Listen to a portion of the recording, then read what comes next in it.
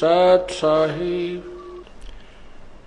बंदी छोड़ कबीर परमेश्वर जी की जय। बंदी छोड़ गरीबदास जी महाराज की जय। स्वामी राम देवानंद जी गुरु महाराज की जय। सर्व संतों की जय। सर्व भक्तों की जय। धर्मी पुरुषों की जय। श्री काशी धाम की जय। श्री छुडानी धाम की जय। श्री क्रोथा धाम की जय। श्री बरवाला धाम की जय। सत साहिब।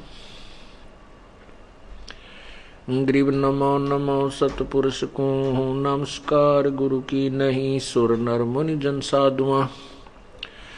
संतों सर्वसदी नहीं सतगुरु साहेब संत सब दंडोतम प्रणाम। आगे पीछे मध्य हुए तिनको जा कुर्बान। नराकार निर्विषम काल जाल भय बंधनम निर्लेपम निज निर्गुणम अकलनु बेशुंदनम।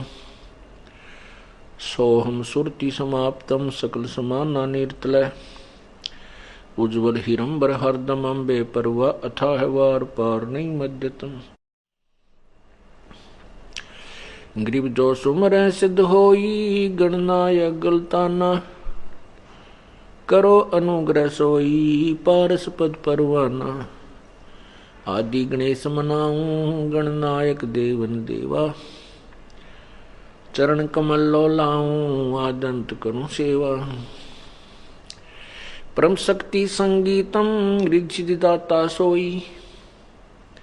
अवगत गुण अतीतम सत्पुरुष निर्मोही। जगदम्बा जगदीशम मंगल रूप मुरारी। तन मन अर्पों शीशम भक्ति मुक्ति भंडारी। सुर नर मुनि जन ध्यावे ब्रह्मा विष्णु महेशा। शेष शेष मुख गावे हैं पूजे आदि गणेशा। इंद्र कुबेर सरीखा वरुण धर्म राय ध्यावे। सुमृत जीवन जी का मन इच्छा फल पावे। 33 कोटि आधारा ध्यावे से 88। उतरे भव जल पारा कट है यम की फांसी। 33 कोटि आधारा ध्यावे से 88। उतरे भव जल पारा कट है यम की फांसी। सत्साही। कर जोरूं विनती करूं धरूं चरण पर शीश। गुरु राम देवानंद जी महाराज ने दियो नाम बख्शीश।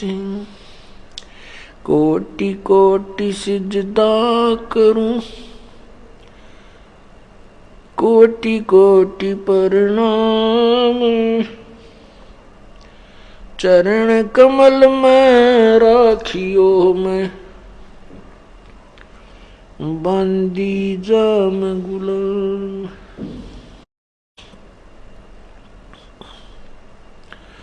जय इब के सतगुरु मिले। सब दुख आँखों रो। चरणों ऊपर शीस धरूं कहूँ जो कहनी हो। गुरु जी तुम ना भूलियो।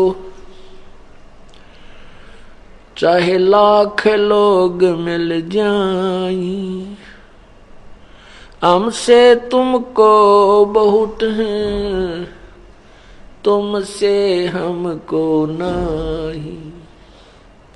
तुम्हारे विसारे क्या बने। मैं किसकी शरण में जाऊं। शिव बिरंच मुनि नारदा तिनके हृदय न समाऊं। अवगुण किए तो बहुत किए करत न मनी हारी। बावे बंदा बख्श दियो बावे गर्दन उतारे। अवगुण मेरे बाप जी बख्शो गरीब नवाज। जो मैं पूत कपूत हूँ बोर पिता को लाज। मैं अपराधी जन्म का नक्सक बरे विकार। तुम दाता दुख भंजना मेरी करो संभारी। मानुष जन्म दुर्लभ है मिले न बारंबार। तरवर से पत्ता टूट गिरे वो बोहड़ न लगता डार। बंदे तू कर बंदगी जैसा वे दीदार। अवसर मानुष जन्म का भाई मिले न बारंबार। वो पृथ्वी पति चकवे गए जिनके चक्कर चलंत। रावण सरीखे कौन गिने ऐसे गोए अनंत।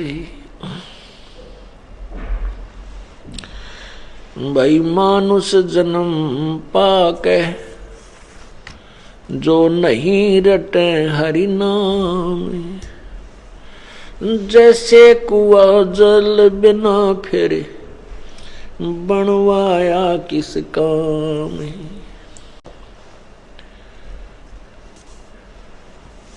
कबीर लूट सको तो लूटियो राम नाम की लूटी। पीछे फिर पछताओगे प्राण जहांगे छूटे। नहीं भरोसा देही का ये विनस जावे छिन माही। श्वास उश्वास में नाम जपो और यतन कछु नाही। श्वास उश्वास में नाम जपो व्यर्था श्वास मत खो। न जाने इस श्वास को आमने हो कि न हो। कबीर आए हैं सो जाएंगे ये राजा रंग फकीरी। एक सिंहासन चढ़ चले एक बंदे जात जंजीरी।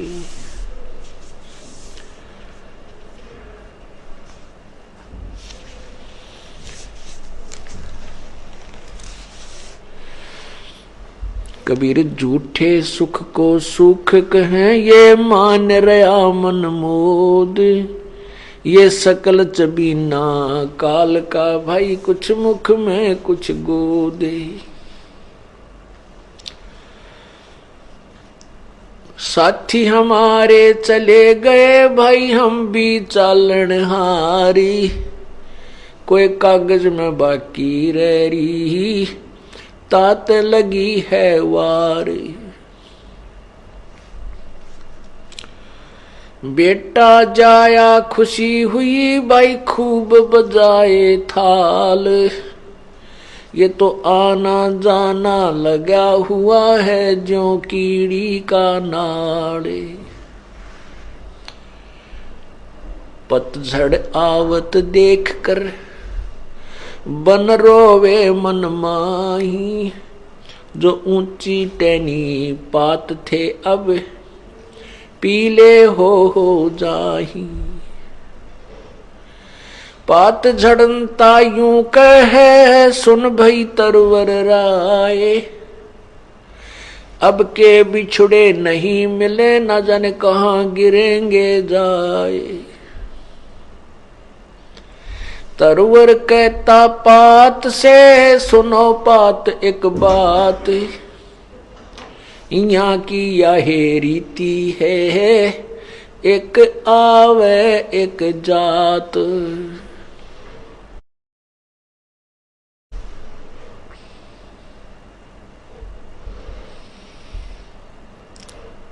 परमपिता परमात्मा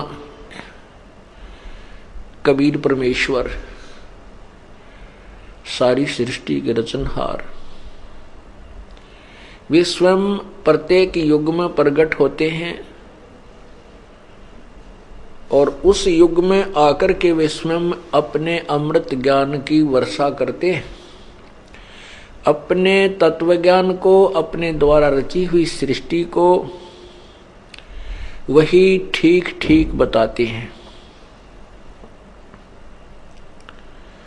और वो एक जन साधारण जैसा जीवन जीते हैं, वो स्वयं प्रकट होते हैं और उस समय वो किसी माँ से जन्म नहीं लेते और उस समय वो अपने तत्व ज्ञान को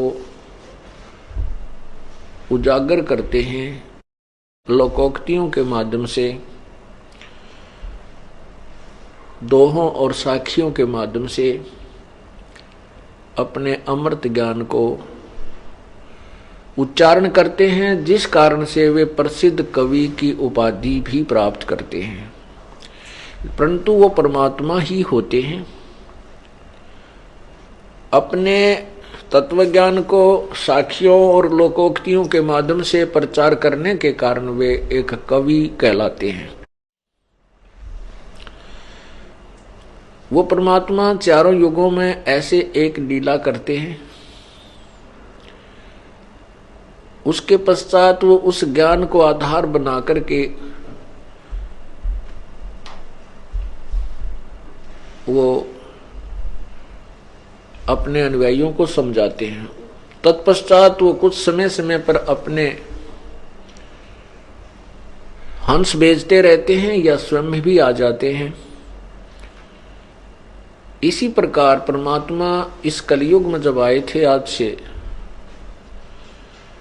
लगभग 600 वर्ष पूर्व, सन 1398 संवत 1455 में प्रकट हुए थे और सन 1518 तक संवत 1575 120 वर्ष प्रभु रहे थे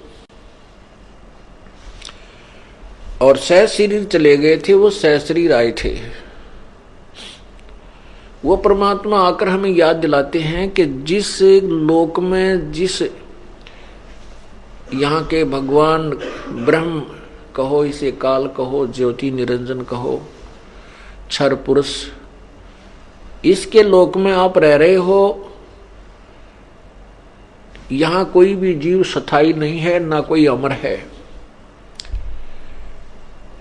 यहाँ अपना जो जीवन पूरा करते हैं पुण्य और पाप के आधार पर ऊपर के लोकों में, स्वर्ग और नरक में चले जाते हैं।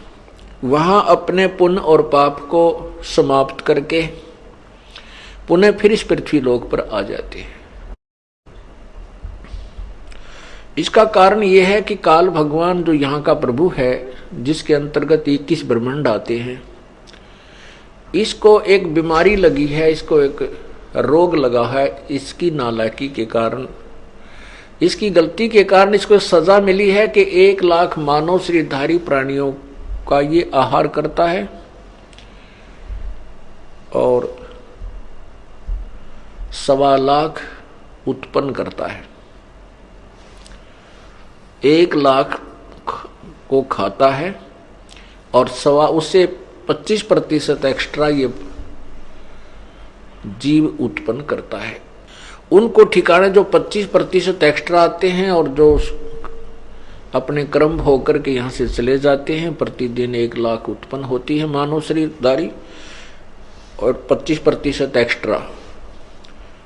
तो उनको ठिकाने लगाने के लिए इसने ये 84 लाख प्रकार के प्राणियों के शरीर बनाए हुए हैं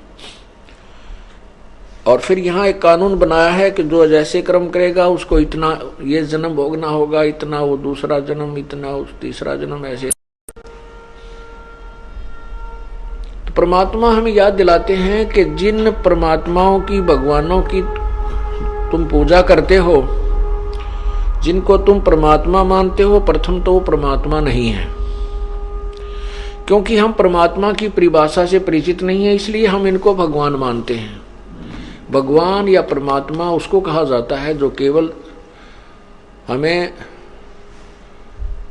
सुख दे और सुखदायी भोग पदार्थ दे और हमें किसी प्रकार की हानि नहीं पहुंचावे, ना कोई टांग तोड़े, ना किसी की आंख फोड़े, ना किसी का कैंसर बनावे, और ना किसी का बेटा मारे, ना बेटी मारे, ना स्वयं किसी की हत्या, ना किसी की हत्या करे। वो परमात्मा कहलाता है। बाकी परमात्मा नहीं होते। बाकी स्वामी जैसे कोई किसी के ऊपर कंट्रोलर है, उसको वो उसका स्वामी है, उसका वो भगवान मान लिया उसने। अब जैसे गीता जी अध्याय नंबर 15 के श्लोक नंबर 1 में कहा कि ये ऊपर को जड़ वाला, जो ऊपर को जड़ और नीचे को शाखा वाला जो संसार रूपी वृक्ष है, और जो संत इसके जो पत्ते विभाग सारे विभागों सहित जानता है, जड़ कौन है, तना क्या है, डार क्या है, टहनी शाखाएं क्या हैं और आगे पत्ते क्या हैं, वह संत तत्वदर्शी संत है, वह वेदवित है। वेद माने वेद का अर्थात तत्व पूर्ण ज्ञान का, वित्त माने जानने वाला, वह वेदवित है अर्थात वो तत्वदर्शी संत है। गीता जी अध्याय नंबर 4 के श्लोक नंबर 34 में बताया है कि जो श्लोक नंबर 25 से लेकर और 31 तक जो वर्णन किया है कि कोई तो ऐसी साधना करता है, कोई ऐसे साधना करता है, कोई देवताओं की पूजा करके ही अपना मोक्ष मानता है। ये देखिएगा गीता अध्याय नंबर 4, श्रीमद् भगवत गीता अध्याय नंबर 4 का श्लोक नंबर 25 है। ये 25 है। दूसरे योगीजन देवताओं के पूजन रूप यज्ञ का ही भली भांति अनुष्ठान किया करते हैं। अन्य योगीजन, योगी मन भगत है, परब्रह्म परमात्मा रूप अग्नि में अभेद दर्शन रूप यज्ञ के द्वारा ही आत्म रूप यज्ञ का हवन किया करते हैं। अन्य योगीजन समस्त इंद्रियों को संयम अग्नि में हवन किया करते हैं। दूसरे यानी अन्य लोग शब्द आदि समस्त विषयों को अग्नि रूप अग्नियों में हवन किया करते हैं। 27 में कहा कि दूसरे यानी कुछ और अन्य योगीजन इंद्रियों को संपूर्ण क्रियाओं को और प्राणों की समस्त क्रियाओं को ज्ञान से प्रकाशित आत्म संयम योग रूप अग्नि में हवन किया करते हैं। कई पुरुष अपरे यानी अन्य कोई और द्रव्य संबंधी यज्ञ करने वाले हैं, कितने ही तपस्या रूप यज्ञ करने वाले, यज्ञ माने अनुष्ठान, और दूसरे कितने ही योग रूप यज्ञ करने वाले और कितने ही अहिंसावादी तीक्ष्ण व्रतों से युक्त यत्नशील पुरुष स्वाध्याय ज्ञान यज्ञ करने वाले हैं। अब 29 में और 30 में कहा है कि दूसरे कितने ही योगीजन अपान वायु में प्राणवायु को हवन करते हैं, वैसे ही दूसरे योगीजन प्राण वायु में अपान वायु को हवन करते हैं। अन्य कितने ही नियमित आहार अल्पाहारी नियमित आहार यानी अल्पाहार करने वाले प्राणायाम प्राण पुरुष प्राण और अपान की गति को रोककर प्राणों में ही हवन किया करते हैं। ये सभी साधक यज्ञों द्वारा पापों का नाश कर देने वाले यज्ञों को जानने वाले हैं, यज्ञविद। ये क्या, इसका अर्थ ये है 31 तक का 25 से 30 में कि कोई तो देवताओं की पूजा करके, कोई अपने उस श्वास को केवल देखता है, श्वास बाहर जाता उस पर ध्यान रखो, अंदर आता उस पर ध्यान रखो, बस इसी को अपना अनुष्ठान करता है। इसी तरह कोई व्रत रखता है, कोई अहिंसावादी जैसे मुंह पर पट्टी बांध कर नंगे पैरों घूमते हैं, इसी को मोक्ष और कल्याणकारक मानते हैं। इसी प्रकार कोई द्रव्य यज्ञ करता है, भंडारे करता है, कहीं गौशाला बना देता है, कि तो धर्मशाला बनवा देता है। कहते हैं कुछ इसी को अपना अंतिम जो है ना भक्ति मानते हैं। कुछ अल्पाहार करते हैं, बहुत ही कम भोजन करते हैं, उसी से मोक्ष मानते हैं। और ये सभी जो साधना कर रहे हैं, ये सभी पाप नाशक जानकर कर रहे हैं। इसका भाव ये है, गीता जी अध्याय नंबर 4 के श्लोक 25 से 30 तक का ये सारांश है कि साधना सभी जो भी जैसी साधना कर रहे हैं वो उनको पाप नाशक जानकर ही करते हैं, पाप नाशक जानते हैं। आगे 31 में कहा है, 31 में ये कहा कि जो साधना करते नहीं वो तो ना इस लोक में सुखी ना परलोक में सुखी। 31 पढ़ो, गीता जी अध्याय नंबर 4 का ये श्लोक 31, 30 तक हमने पढ़ लिया। 31 इसमें लिखा है कि कुरुश्रेष्ठ अर्जुन, यज्ञ से बचे हुए अमृत का अनुभव करने वाले योगीजन सनातन ब्रह्म परमात्मा अर्थात पूर्ण परमात्मा को प्राप्त होते हैं। तो यह मनुष्य प्राप्त होते हैं यज्ञ न करने वाले पुरुष के लिए, जो साधना करते ही नहीं, उन मनुष्यों के लिए उन मनुष्यों के लिए तो यह मनुष्य लोक भी सुखदायक नहीं, तो फिर परलोक कैसे सुखदायक हो सकता है।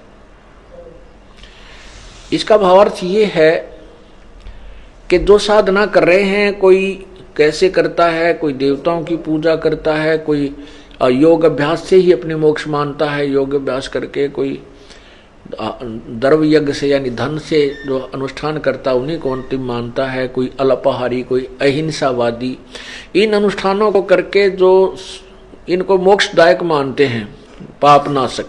फिर 31 में कहा कि जो साधना करते ही नहीं, जो यज्ञ नहीं करते, अनुष्ठान नहीं करते, भक्ति नहीं करते, वो तो इस लोक में भी सुखी नहीं और परलोक में तो होंगे कहां।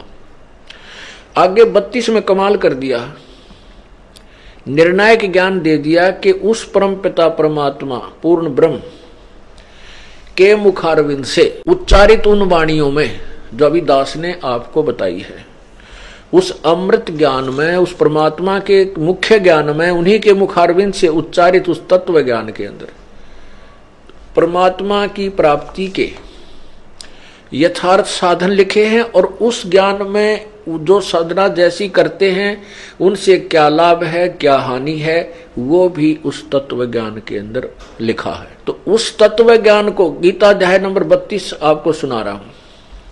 फिर 33 और 34 में कहा है, 34 में कहा कि उस तत्व ज्ञान को जो पूर्ण परमात्मा के मुखारविंद से उच्चारित है, उसको किसी तत्वदर्शी संत के पास जाकर समझ। गीता अध्याय नंबर 4 के 25 से 30 तक वर्णन किया है। कोई ऐसा साधना करता है, कोई ऐसी करता है, कोई ऐसी करता है, और इन साधनाओं को वो पाप नाशक मानकर जानते हैं, पाप नाशक जानते हैं, इसलिए करते हैं। फिर कहा है कि 31 में कहा कि जो साधना करते ही नहीं, उनको तो, जो साधना नहीं करते उनको इस लोक में या परलोक में कोई लाभ, कोई सुख नहीं। अब 32 में कहा है कि उस परमात्मा के मुख्य ज्ञान में, उसी के मुख से उच्चरित उस ज्ञान में जो तत्व ज्ञान है, उसमें बहुत प्रकार के वर्णन किए हैं। अब देखना अध्याय नंबर 4 और ये श्लोक नंबर 32-31 तक आपने पढ़ा। इस प्रकार और भी बहुत तरह के यज्ञ एवं बहुविधा इस प्रकार बहुत तरह के यज्ञ वेद की वाणी में, इन्होंने ब्राह्मण का अर्थ वेद कर दिया, वेद, ये गलत कर दिया। ब्राह्मण का अर्थ होता है पूर्ण परमात्मा यानी बड़े भगवान। अब इन्होंने ब्राह्मण का अर्थ आपको इन्हीं के करकमलों द्वारा दिखाता हूं। अध्याय नंबर 17 के श्लोक नंबर 23 में ये देखो, ओम तत्सत, ओम तत्सत, ये है गीता अध्याय नंबर 17 और श्लोक नंबर 23 में। ओम तत्सत इति निर्देश है ब्रह्मण त्रिविध समर्थ है, ब्राह्मणा तेन वेदा च यज्ञा च विहिता पुरा।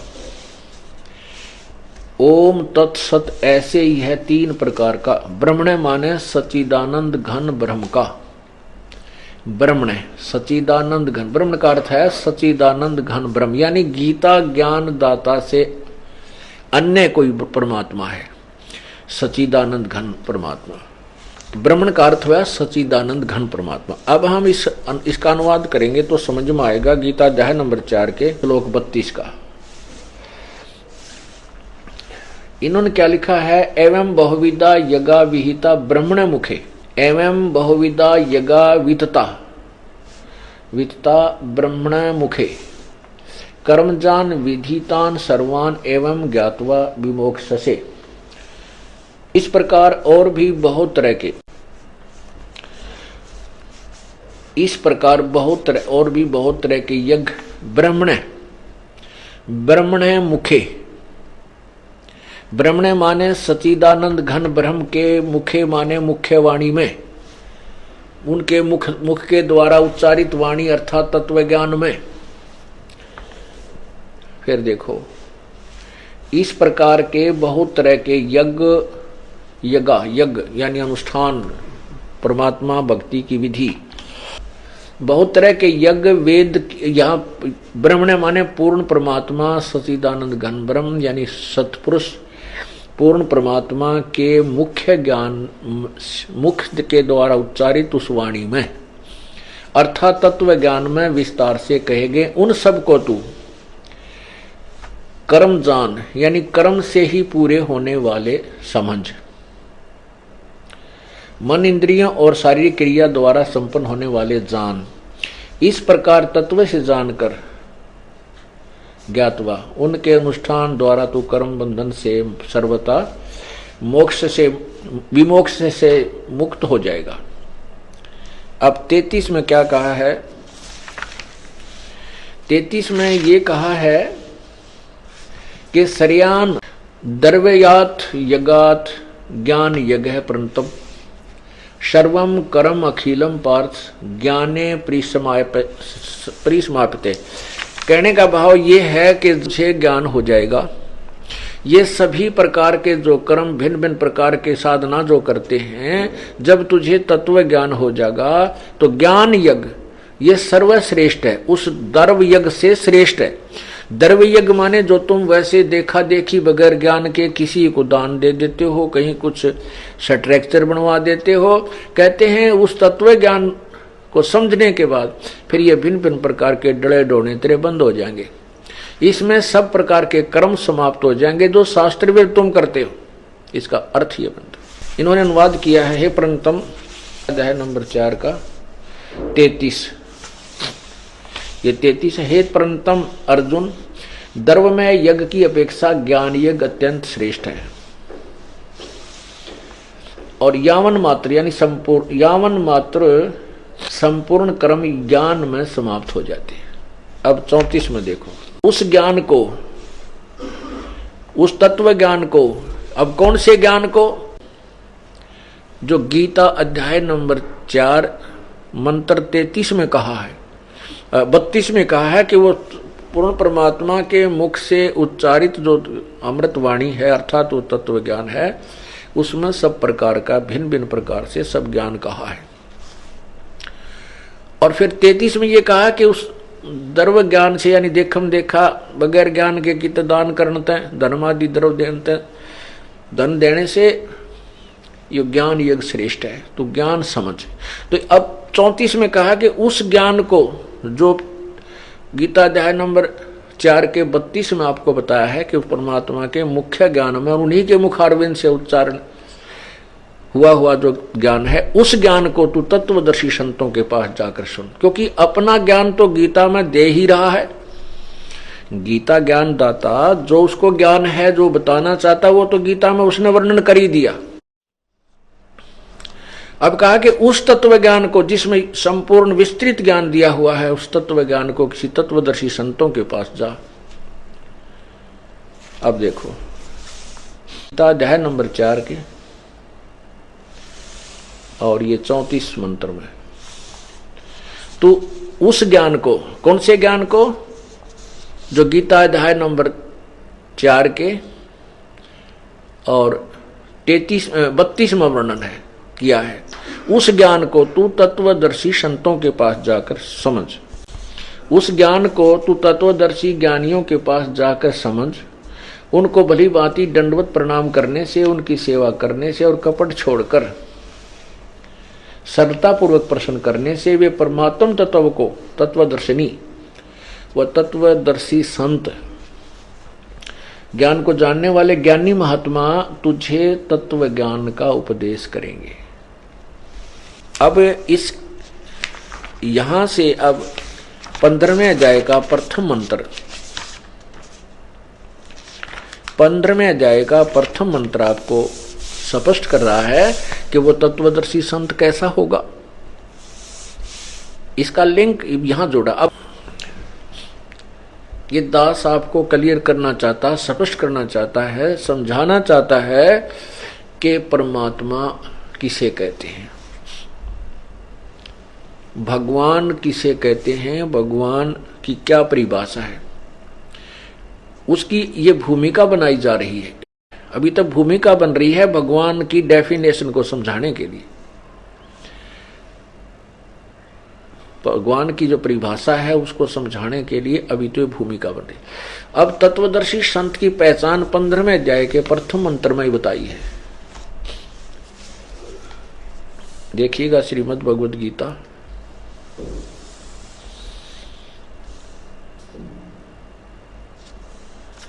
और इसके अध्याय नंबर 15 अथ पंच 10वां अध्याय 15वां अध्याय।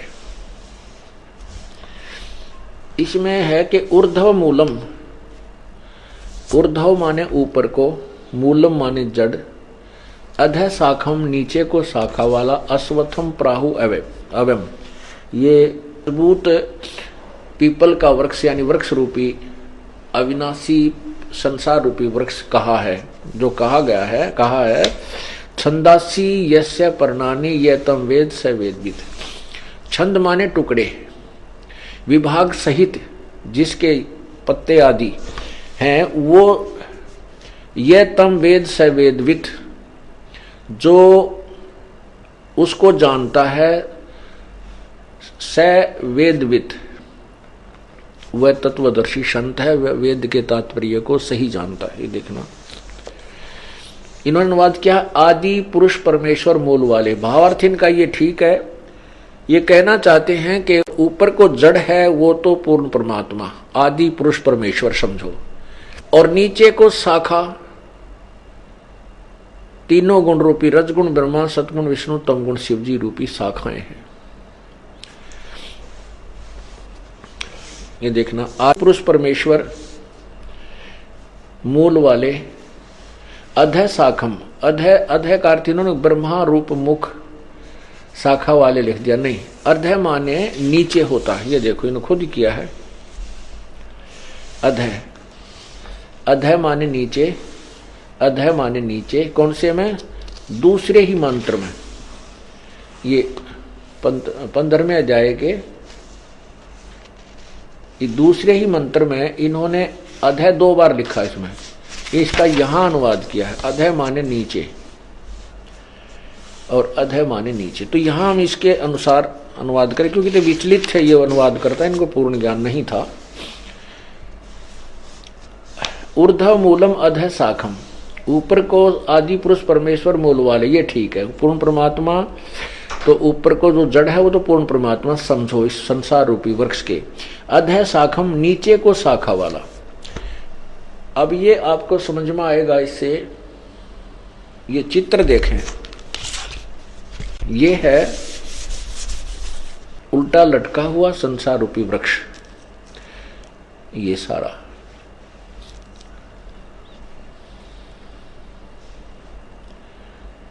ऊर्ध्व मूलम, ऊपर को पूर्ण परमात्मा रूपी जड़ वाला और नीचे को शाखा वाला, ये उल्टा लटका हुआ संसार रूपी अविनाशी वृक्ष है।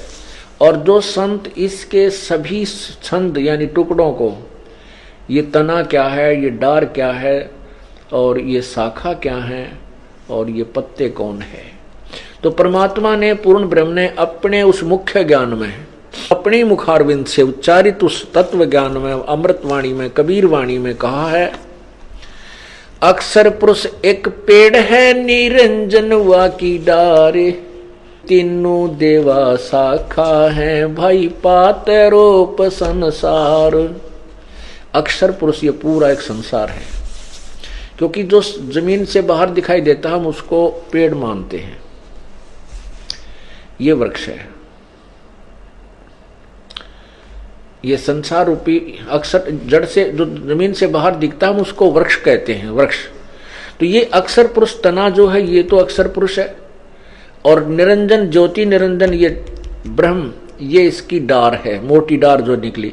उस डार के फिर 3 शाखाएं बन गई, तीनों देवा, रजगुण ब्रह्मा, सदगुण विष्णु, तमगुण शिव जी, तीनों देवा शाखा हैं, और ये पात रूप संसार। ये परमात्मा ने स्वयं बताया है कि अक्षर पुरुष एक पेड़ है। अक्षर,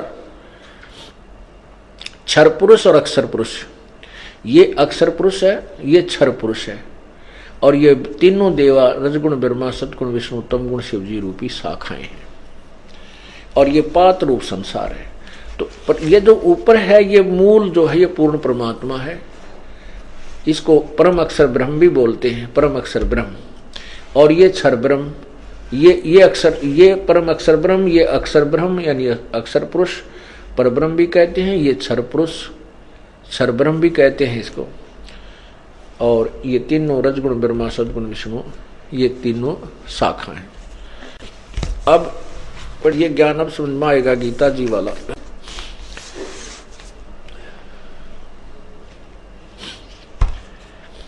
ये देखो, अथ पंचदशो अध्याय, ये प्रथम मंत्र 15 में जाएगा। प्रथम मंत्र आपको सुना रहा हूं श्री गीता जी का।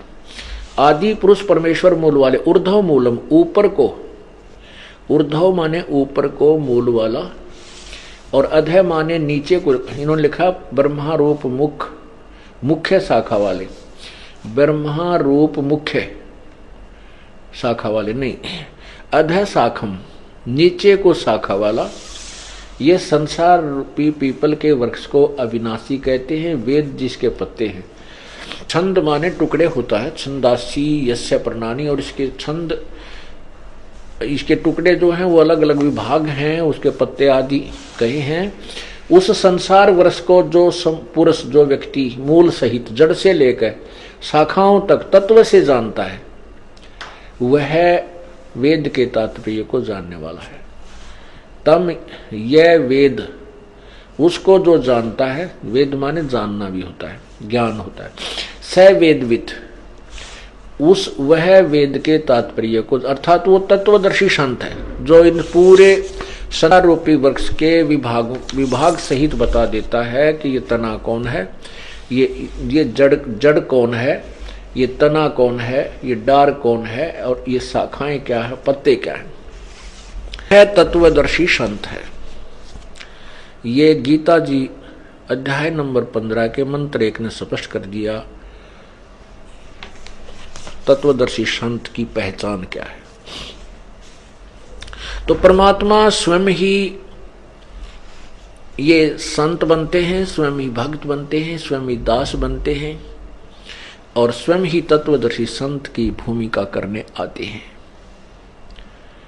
और स्वयं ये परमात्मा तो होते ही होते हैं जो सर्व ब्रह्मांडों का संचालन कर रहे होते हैं। तो उन्होंने 600 वर्ष पहले प्रभु ने आकर के ये बताया था, जो दास आज आपको ये ज्ञान प्रभु का दिया हुआ आपके समक्ष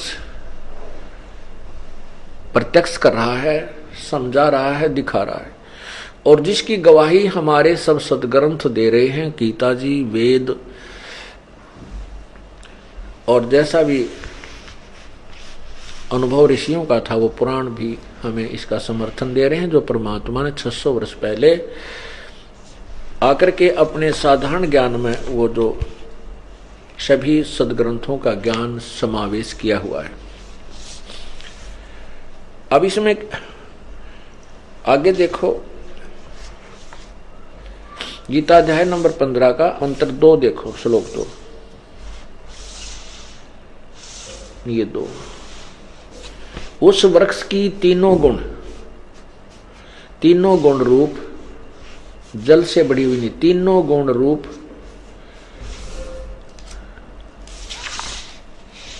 बड़ी हुई विषय भोग रूप कोपल विषय पर वाला शाखा है। यानी तीनों गुण रूपी विषय विकारों रूपी ये शाखा है, रजगुण ब्रह्मा, सदगुण विष्णु, तमगुण शिव। वास्तविक अर्थ ये है, इन्होंने लिखा है, पहले इनका लिखा हुआ सुनाता हूं। उस संसार रूपी वृक्ष की तीनों गुण रूप जल से बड़ी हुई एवं विषय भोग रूप कोपलों वाली देव, मनुष्य और त्र्यक आदि योनि रूप शाखाएं नीचे और ऊपर सर्वत्र फैली हुई हैं। मनुष्य लोक में कर्मों के अनुसार बांधने वाली अहमता, ममता और वासना रूप जड़ें भी नीचे और ऊपर सभी लोकों में व्याप्त हो रही हैं। इब्न अनुवाद इन्होंने यहाँ बहुत कुछ घुमा फिरा कर किया है। इसका सीधा सार्थ है कि ऊपर और नीचे ये तीनों गुण, रजगुण ब्रह्मा, सदगुण विष्णु, तमगुण शिवजी रूपी तीनों गुण रूप संसार रूपी वृक्ष की तीनों गुण रूप ये फैली हुई, बढ़ी हुई, विषय पर वाला, विकारों से युक्त ये तीनों गुण वाले याली शाखा हैं। और नीचे और ऊपर, सर्वत्र नहीं है, ऊर्ध्व माने ऊपर, अधः माने नीचे, प्रसरता माने फैली हुई है, सर्वत्र नहीं। ऊपर और नीचे क्यों कहा? क्योंकि ये एक ब्रह्मांड है। ये एक ब्रह्मांड का चित्र देखें, ये एक ब्रह्मांड का चित्र है और ये पृथ्वी लोक पर ज्ञान बोला जा रहा है। ये पृथ्वी लोक है, यहां पर ज्ञान बोला जा रहा है। ऊपर ये स्वर्ग है। इस ब्रह्मा विष्णु महेश, रजगुण ब्रह्मा, सदगुण विष्णु, तमगुण शिवजी यहाँ अपने अपनी राजधानी में बैठ करके इन तीन लोक के, पाताल लोक, पृथ्वी लोक और स्वर्ग लोक के प्राणियों को प्रभावित रखते हैं, कंट्रोल करते हैं। तो यहां बोला जा रहा है ऊपर और नीचे, बस, सर्वत्र नहीं। ये तो बहुत अक्षेत्र शेष रहता, बहुत बड़ा ये ब्रह्मलोक है जहां पर इन ब्रह्मा विष्णु महेश की कोई स्थिति अस्तित्व नहीं है, इनका कोई वहां प्रभुता नहीं है। यहां तो ये काल स्वयं ही तीन रूप धारण करके इस अन्य क्षेत्र सबको कंट्रोल करता है। तो यहां ऊपर स्वर्ग में और नीचे पाताल में फैली हुई, सर्वत्र नहीं। क्योंकि गीता जी के अनुवादकर्ताओं का दृष्टिकोण श्री कृष्ण उर्फ विष्णु पर रहा।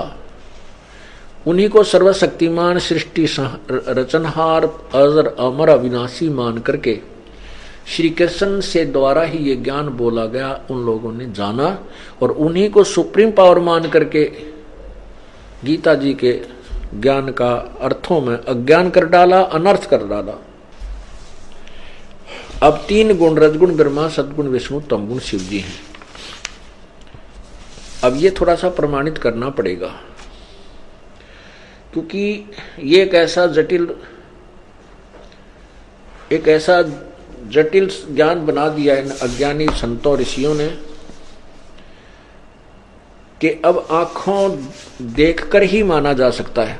रजगुण ब्रह्मा है, सतगुण विष्णु, तमगुण शिवजी, ये हम आपको प्रमाणित करते हैं। कहां से? ये पढ़िएगा, श्रीमद देवी भागवत।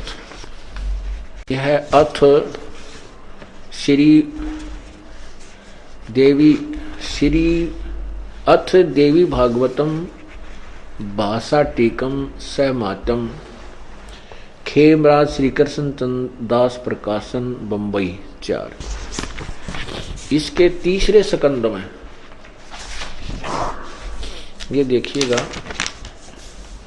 अथ श्री मद देवी भागवते भाषा टीका युक्ते तृतीय स्कंद प्रारंभते। ये तीसरा स्कंद प्रारंभ होता है। यहां देखिएगा अध्याय 5 में भाषा टीका तृतीय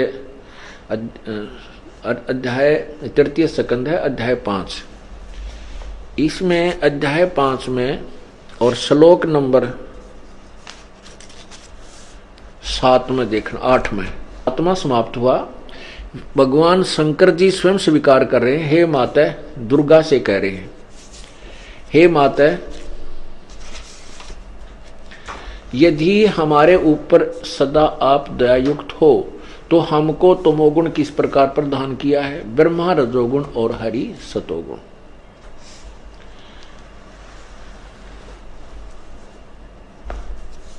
युक्त क्यों किया है? हाँ, युक्त किए हैं। युक्त किए किस लिए युक्त किए हैं? हे माता, यदि हमारे ऊपर सदा आप दयायुक्त हो तो हमको तमोगुण में किस प्रकार प्रदान किया है, ब्रह्मा रजोगुण और हरि सतोगुण युक्त किए हैं। अब ये संस्कार देखो, ये सातवां समाप्त हुआ, 8वां यहां से। यदि दाधर्मना न सदाम्बिके कथम है विहिता च तमोगुण है। मुझे तमोगुण किस प्रकार बनाया है माता? कमल जय यानी कमल से उत्पन्न होने वाले ब्रह्मा को रजोगुण संभाव सुहिता किमु सतोगुण हरि, और इस विष्णु को आपने सतोगुण क्यों बना? इति सिद्धम रजगुण ब्रह्मा है, सतगुण विष्णु, तमगुण शिव जी। अब ये देखिएगा, गीता प्रेस गोरखपुर से प्रकाशित, इसमें प्रमाणित करते हैं। श्रीमद देवी भागवत, सचित्र मोटा टाइप, संपादक हनुमान प्रसाद पोदार, चिमन लाल गोस्वामी। और इसके प्रकाशक कहां से हैं? प्रकाशक में मुद्रक है गीता प्रेस गोरखपुर, गोविंद भवन कार्यालय, कोलकाता का संस्थान। ये इनके फोन नंबर हैं। इसके तीसरे स्कंद में और उसी 5वें अध्याय में अर्थात 123 पृष्ठ पर देखिएगा, विष्णु जी कह रहे हैं कि हम नासवान हैं, अविनाशी नहीं है। ये प्रश्न नंबर 123 और तीसरा स्कंद। विष्णु जी दुर्गा की महिमा गाते हैं और अपनी स्थिति उनके सामने यथार्थ बता रहे हैं। तुम शुद्ध स्वरूपा हो, यह संसार, सारा संसार तुम ही से उद्भासित हो रहा है। मैं ब्रह्मा और शंकर, हम सभी तुम्हारी कृपा से विद्यमान हैं। हमारा आविर्भाव माने जन्म और तिरोभाव माने मृत्यु हुआ करता है। केवल तुम ही नित्य हो, जगत जननी हो, प्रकृति और सनातनी देवी हो। ये प्रकृति शब्द याद रखो, दुर्गा की का ही नाम है प्रकृति। अब शंकर भगवान कह रहा है, भगवान शंकर बोले, देवी यदि महाभाग विष्णु तुम्ही से प्रकट हुए हैं तो उनके बाद उत्पन्न होने वाले ब्रह्मा भी तुम्हारे ही बालक हुए। फिर मैं तमोगुणी लीला करने वाला शंकर क्या तुम्हारी संतान नहीं हुआ? अर्थात मुझे भी उत्पन्न करने वाली तुम ही हो। आगे इसी में नीचे देखो 123 पृष्ठ पे, इस संसार की सृष्टि, सतिथि और संहार करने में तुम्हारे गुण सदा समर्थ हैं। इन्हीं तीनों गुणों से उत्पन्न हम ब्रह्मा, विष्णु और शंकर नियमानुसार कार्य में तत्पर रहते हैं। ये सिद्ध हुआ कि एक तो प्रकृति दुर्गा को कहते हैं, दूसरा सिद्ध हुआ ब्रह्मा विष्णु महेश नासवान है, अजर अमर नहीं है। तीसरा ये सिद्ध हुआ कि दुर्गा के बेटे हैं, दुर्गा से उत्पन्न हुए हैं। अब इस पवित्र गीता जी को आप अच्छी तरह समझ सकोगे, क्योंकि गीता जी बहुत ही सारांश है चारों वेदों का, और ये कोड वर्डों में है ज्यादातर। यजुर्वेद अध्याय नंबर 19 के मंत्र 25 में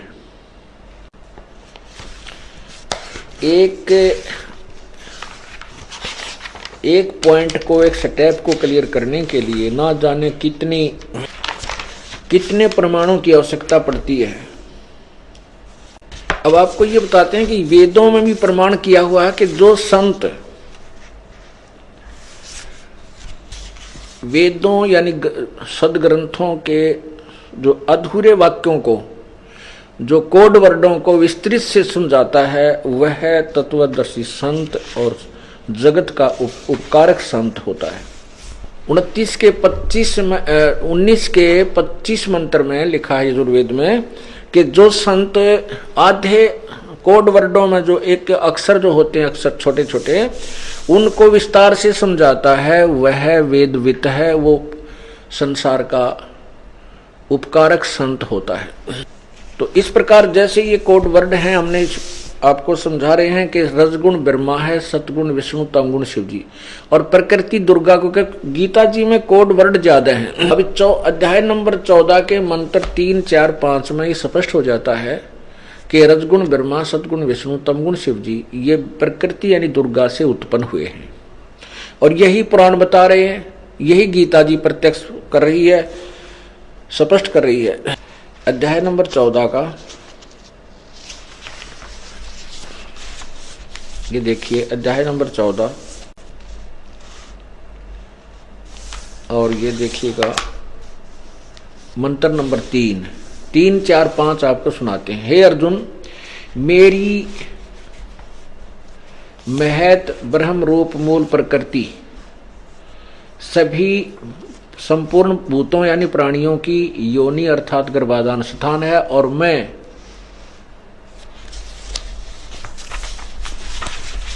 उस योनि में चेतन समुदाय रूप गर्भ को स्थापन करता हूं, ततः उससे वैसे उस जड़ चेतन संयोग से सब भूतों की यानी प्राणियों की उत्पत्ति होती है। 4 में कहा है, हे अर्जुन, नाना प्रकार की सब प्राणी योनियों में जितनी मूर्तियां और शरीरधारी प्राणी उत्पन्न होते हैं, प्रकृति, ये प्रकृति शब्द देखना, उन सब की गर्भ धारण करने वाली माता है, मैं बीज स्थापन करने वाला पिता हूं। अब 5 में स्पष्ट हो जाता है, हे अर्जुन, सतगुण, रजगुण और ब्रह्मा ये प्रकृति से उत्पन्न तीनों गुण अविनाशी जीवात्मा को शरीर में बांधते हैं, फंसा कर रखते हैं। अब हम अपने उसी पॉइंट पर आते हैं जहां से हमने प्रारंभ किया कि रजगुण ब्रह्मा है, सतगुण विष्णु, तमगुण शिव जी।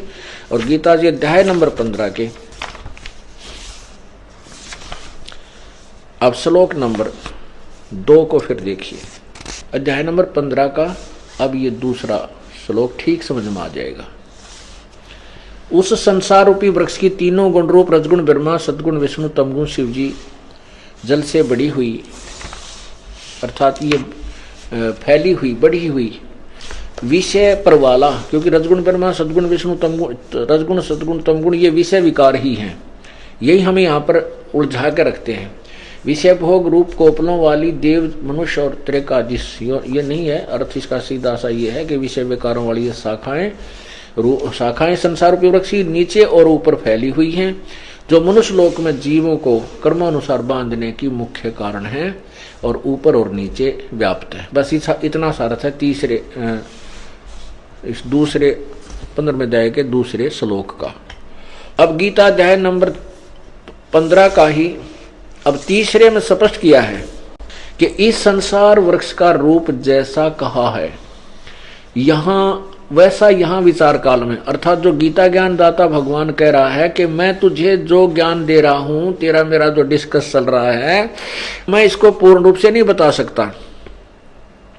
गीता ज्ञान दाता कह रहा है कि जो तेरा मेरा विचार विमर्श चल रहा है, मैं तुझे जो ज्ञान दे रहा हूं, इसमें मैं संसार रूपी वृक्ष की पूरी सृष्टि रचना के विषय में नहीं बता सकता, क्योंकि मुझे इसकी स्थिति का ऊपर और नीचे का विशेष ज्ञान नहीं है। ना इसकी मुझे प्रारंभ का पता है और ना इसके अंत का, क्योंकि काल भगवान ने परमात्मा ने पहले सृष्टि रच रखी थी, कबीर जी ने, उसके बाद इसकी उत्पत्ति हुई थी, उसके बाद इसको संसार वहां से निकाल दिया गया। ये पूर्ण रूप से उस लोक से भी परिचित नहीं है, वो कितना विस्तृत है। तो यहां कह रहा है कि संसार रूपी वृक्ष का जैसा स्वरूप मैं तुझे बता रहा हूं, अप्रोक्सीमेशन कर रहा हूं, अंदाजा सा बता रहा हूं, यहां विचार काल में मैं इसको संपूर्ण नहीं बता सकता। उसके लिए तो बताया कि तत्वदर्शी संत से ही पूछ, वही बतावेगा। अब तीसरा देखिएगा, 15वें अध्याय का तीसरा श्लोक, पवित्र गीता जी। इस संसार वृक्ष का स्वरूप जैसा कहा है, जो मैं बोल रहा हूं, वैसा यहां विचार काल में नहीं है, तेरे मेरी डिस्कशन में नहीं पाया जाता, क्योंकि न तो इसका आदि और न अंत तथा न इसकी अच्छी प्रकार सतिथि है।